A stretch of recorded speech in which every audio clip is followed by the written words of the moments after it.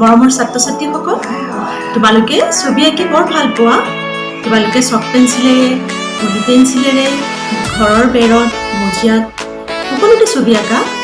তোমালোকে এনেকৈ কিছুমান ছবি আঁকিব লাগে, যিবিলাক ছবি আঁকিলে তোমালোকৰ পৰীক্ষাত বহুতখিনি সুবিধা হয়। আৰু তাৰ কাৰণে আমি এটা বৃত্ত ব্যৱহাৰ কৰোঁ, এটা গোলাকাৰটি ব্যৱহাৰ কৰি আমি কেনেদৰে ছবি আঁকিব পাৰোঁ। এই ছবিখিনি আজি মই তোমালোকৰ আগত লৈ আহিছোঁ। আহাচোন আমি সকলোৱে ভিডিঅ'টো চাওঁ।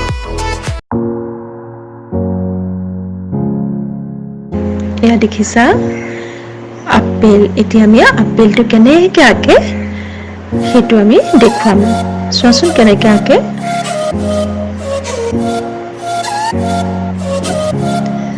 প্ৰথমতে এটা বৃত্ত আঁকি ল'ব লাগিব। দেখিলা বৃত্তটোৰ মাজত বৃত্তটো সমানে আমি এডাল আঁচপাৰি দুভাগ কৰিলোঁ। এনেদৰে ইটোৰ পৰা সিটো মূৰত আঁচ এডাল লগাই দিলোঁ আৰু এইফালেদি তললৈ অলপমান টানি আনিলোঁ, এইফালেও তললৈ টানি আনিলোঁ আৰু একেবাৰে তলত ভাঁজ কৰি এনেকৈ দিলোঁ। এতিয়া দেখিলানে এইটো আপেলৰ আকৃতি ল'লে। এইটোৱে আমি এটা পুনৰ আপেল ৰং কৰি আমি আঁকি দেখুৱাম। আকৌ এবাৰ চোৱাচোন, দেখিলা এনেদৰে আঁকিলোঁ, এডাল আঁচপাৰি দিলোঁ। এতিয়া ৰাবাৰ দি মুচি দিছোঁ।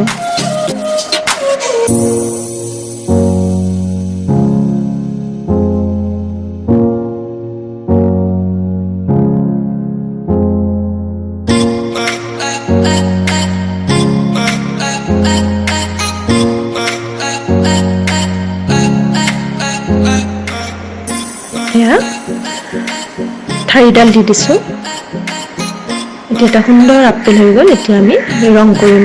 আপেলত আমি ৰঙা ৰং দিওঁ, সেইকাৰণে আমি ৰঙা অইল পেষ্টেলো দিব পাৰোঁ আৰু ৰঙা আমি কেৰঞ্চটো দিব পাৰোঁ। এয়া চোৱা ৰং কৰিছোঁ।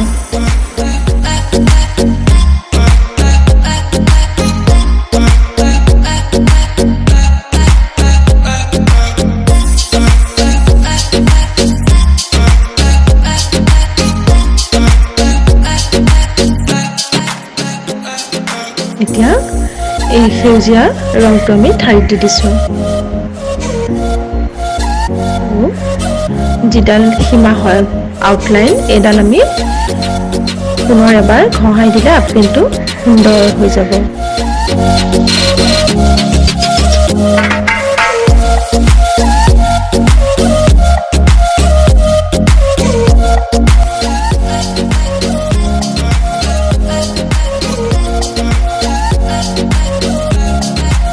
এইটো এটা আপেল।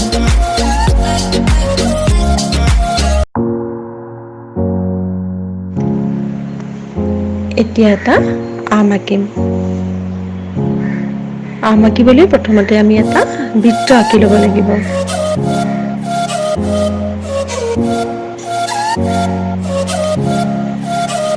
এইটো এটা বৃত্ত।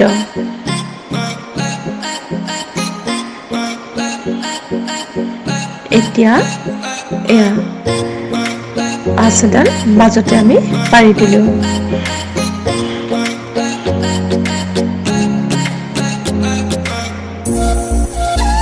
এতিয়া এই অলপ তললৈ আমি ভাঁজ কৰি পেলাই আমটো বহাই দিলোঁ। আমৰ নিচিনা অকণমান, আমৰ নিচিনা লাগিছে এতিয়া দেখিবলৈ। আমি আমটো আঁকিবলৈ প্ৰথমে আমি এনেদৰে আঁকি ল'ব লাগিব। আকৌ এটা আমি বৃত্ত আঁকি আমটো পুনৰ এবাৰ আঁকি দেখুৱাইছোঁ সম্পূৰ্ণকৈ। এডাল আঁচ পাৰিলোঁ,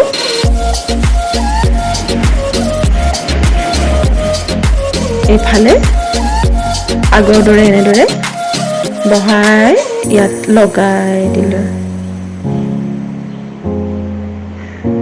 দুই মূৰত লগাই দিলোঁ, এইডাল ঠাৰি দি দিলোঁ আৰু এতিয়া আমি ৰাবাৰডালে মুচি আছোঁ।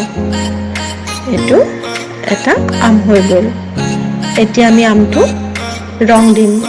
আমি হালধীয়া ৰং দিম আমটোত আমি পকা আম দেখিবলৈ হালধীয়া হয় সেইকাৰণে আমি এতিয়া আমটোত হালধীয়া ৰং দিছো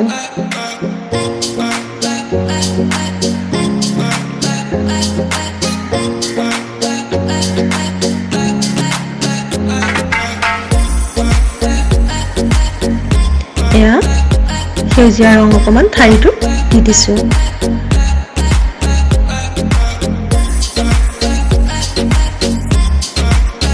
অকমান চাৰিওকাষটো পেন্সিলেৰে আমি যদি এনেদৰে আঁকি দিওঁ তেতিয়া আমটো ধুনীয়াকৈ ওলাই পৰিব এইটো আম হৈ গ'ল এনেদৰে তোমালোকে আমটো আঁকিলে আমটোৰ গঠনটো আকৃতিটো একদম সুন্দৰ হ'ব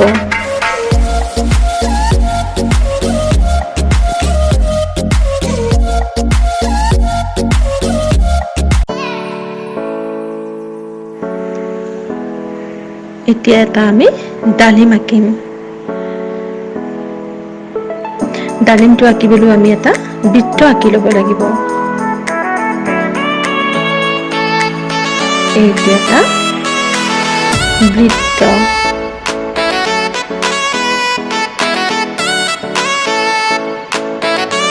এতিয়া আমি আগৰটোৰ দৰে এতিয়া পাঁচডাল পাৰি দিলোঁ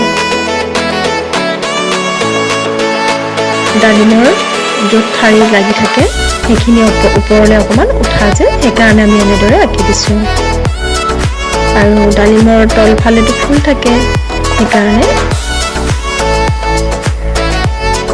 ফুলৰ দৰে এয়া আঁকি দিছোঁ এইটো হৈছে এটা ডালিম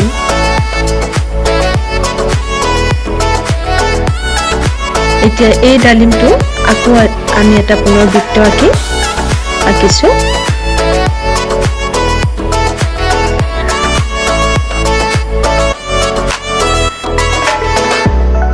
ওপৰলৈ এনেদৰে ভাঁজ কৰি দিছোঁ আৰু এতিয়া মাজৰ আঁচডাল আমি মুচি দিছোঁ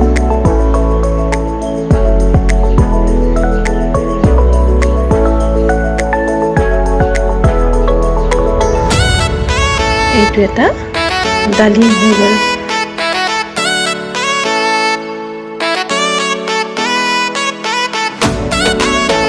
ঠাৰিডাল দি লৈছোঁ এতিয়া ডালিমটোত আমি ৰঙা ৰং দিম এয়া ৰঙা ৰং দিছোঁ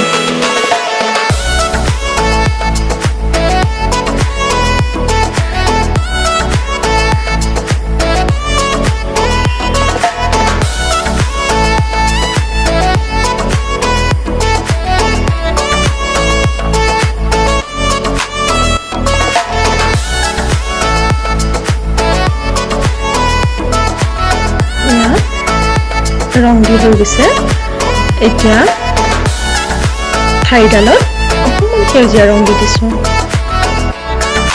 এইটো এটা ডালিম হৈ গ'ল আগৰকেইটাৰ দৰে আমি ডালিমৰ চাৰিওফালে অকণমান পেঞ্চিলেৰে কাষে কাষে যদি আমি ঘঁহাই দিওঁ তেতিয়া ডালিমটো সম্পূৰ্ণৰূপে ওলাই পৰিব কাগজখনত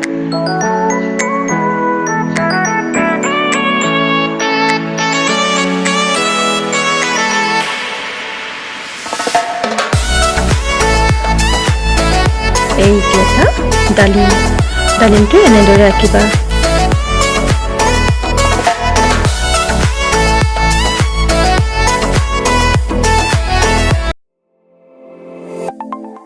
এতিয়া এটা আমি নাৰিকল আঁকিম নাৰিকল আঁকিবলৈও আমি এটা বৃত্ত আঁকি ল'ব লাগিব এইটো চোৱা বৃত্ত আঁকিছোঁ আগৰ কেইটাৰ দৰে এতিয়া বৃত্তটোৰ মাজত আমি স্কেলেৰে এডাল আঁচ পাৰিম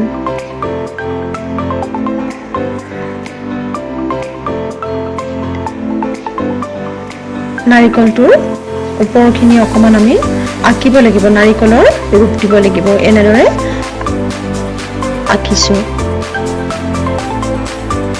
ওপৰখিনি হৈ গ'ল এতিয়া তলৰ ফালেও আমি এনেদৰে অলপমান বহাই দিব লাগিব এইটো আঁচপাৰি বৃত্তৰ সহায়ত আঁকিলে অতি সহজে আমি নাৰিকল আঁকিব পাৰিম। এনেদৰে আমি ঠাৰিডাল দিব লাগে।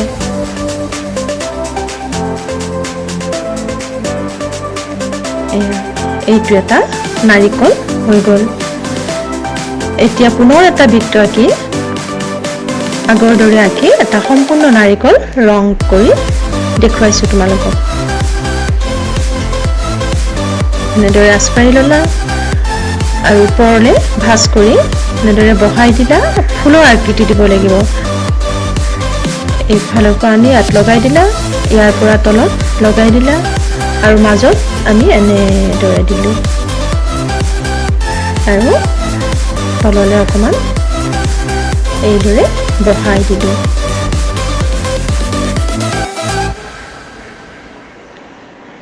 এইডাল ঠাৰি দি দিছোঁ।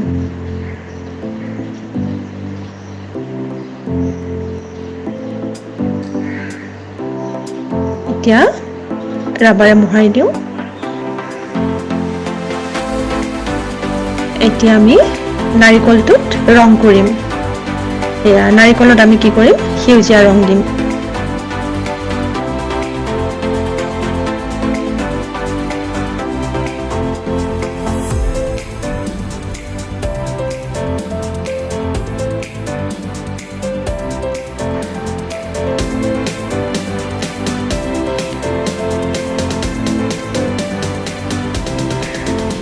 এইটো পাতল সেউজীয়া আৰু এইটো অকণমান ওপৰত ডাঠ ৰঙৰ সেউজীয়াটো দি দিছোঁ।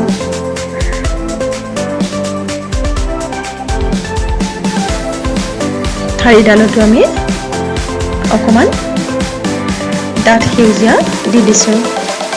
এয়া নাৰিকল। আগৰ দৰে আমি তাৰ আঁচবিলাকত পেঞ্চিলেৰে আকৌ এবাৰ ঘঁহাই দিলে স্পষ্টকৈ তাৰ আকৃতিটো ওলাই পৰিব।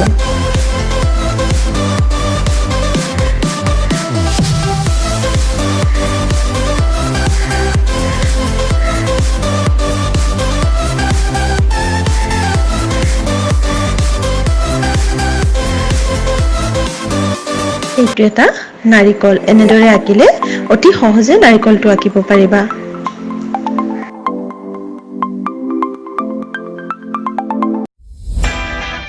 এইটো এটা আনাৰস। এতিয়া আমি এটা আনাৰস আঁকিম।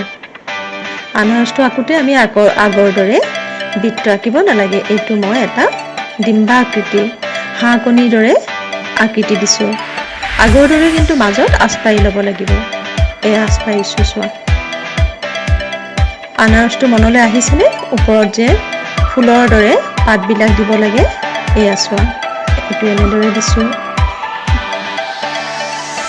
এনেকৈ দিছোঁ। এইফালে ওপৰলৈ দি দিছোঁ। এতিয়া তলত আমি দীঘল দীঘল পাতবিলাক থাকে নহয়, অকণমান চেপেটা চেপেটাকৈ দীঘল পাতবিলাক আঁকি দিছোঁ চোন। এইটো এনেকৈ দিলোঁ। এইফালে আমি ইয়াত লগাই দিলোঁ। সৰুকৈ এইফালে এডাল পাত আঁকি দিলোঁ, মাজতে দি দিছোঁ। এইফালে অকণমান আঁকি দিলোঁ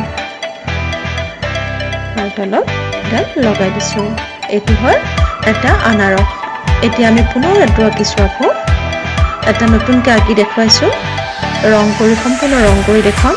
মাজত এডাল আঁচপাৰি দিছোঁ।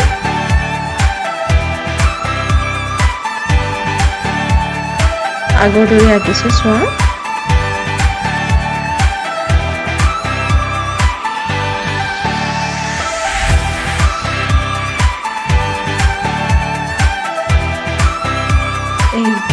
এইটো হৈ গ'ল। এতিয়া মাজৰ আঁচডাল আমি ৰাবাৰে মোহাৰি দিম আৰু আনাৰসৰ মাজত যে আমি আচাৰ নিচিনাকৈ থাকে সেইখিনি প্ৰথমতে নিদিওঁ। এইটো মোহাৰি ল'লোঁ। এতিয়া হালধীয়া ৰংটোৱে আনাৰসটো প্ৰথমতে দি ল'ম। হালধীয়া ৰংটো আনাৰসত দি ল'ম। তাৰপিছত আমি আচাৰবিলাক দিম। এয়া ৰং দি আছোঁ।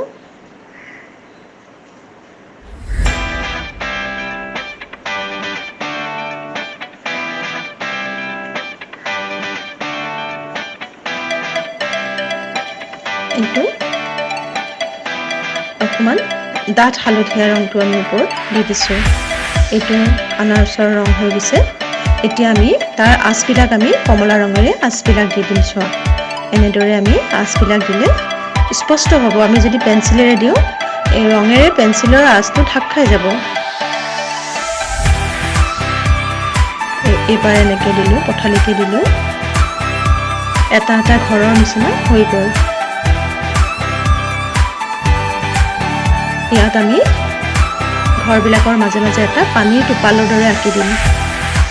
এইটো চোৱা, পানীৰ টোপালৰ দৰে আঁকি দিছোঁ। এইটো এটা সম্পূৰ্ণ আনাৰস হৈছে। এতিয়া পাতখিনিত আমি কি কৰিছোঁ, সেউজীয়া ৰং দিছোঁ।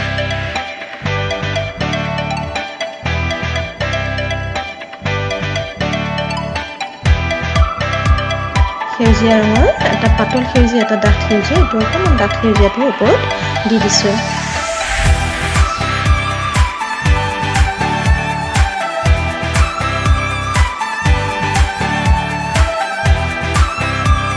তলতো ৰং কৰিছোঁ।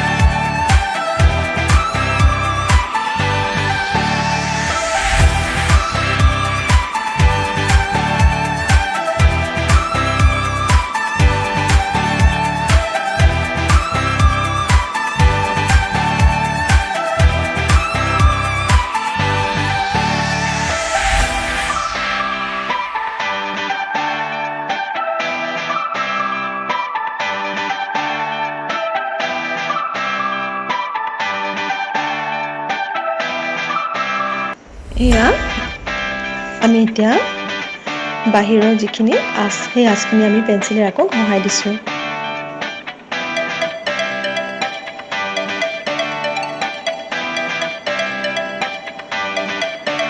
পাতখিনিটো দিছোঁ অকণমান।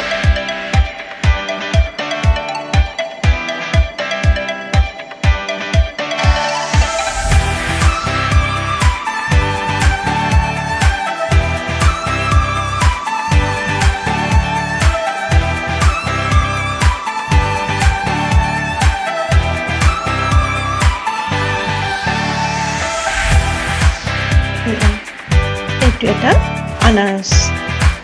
এনেদৰে আনাৰসটো আঁকিবা, অতি সহজতে আঁকিব পাৰিবা।